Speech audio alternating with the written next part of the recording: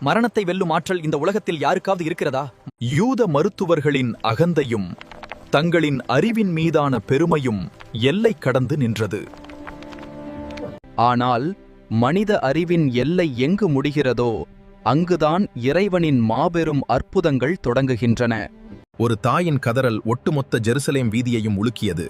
மனித அறிவும் மருத்துவமும் தோற்றுப்போன இடத்தில் அவளது கண்ணீர் மட்டுமே எஞ்சியிருந்தது. சுற்றி நின்ற மக்கள் சோகத்தில் மூழ்கியிருக்க, யூத குருமார்களோ இதனை ஒரு சவாலாகவே பார்த்தனர். அவள் கதறினாள், நான் என்ன செய்வேன்?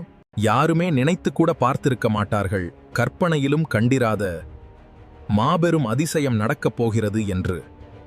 அவநம்பிக்கையும் சவால்களும் சூழ்ந்த அந்த பெருங்கூட்டத்திற்குள் அமைதியின் ஒளியாக வந்து நின்றார் நபி ஈசா அலைஹிஸ்ஸலாம்.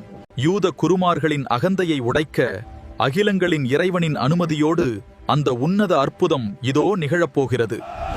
ஈசாவே, நீ சொல்வது போல் உண்மையான இறைத்தூதர் என்றால் இதோ மரணித்து கிடக்கும் இந்த வாலிபனை இப்போது உயிர்ப்பித்து காட்டு. மரணத்தை வெல்லுமா அல்லாவின் அற்புதம்? யூதர்களின் சவாலை முறியடிப்பாரா நபி ஈசா அலைஹிஸ்ஸலாம்? நாளை காணலாம். நம்மோடு இணைந்திருங்கள்.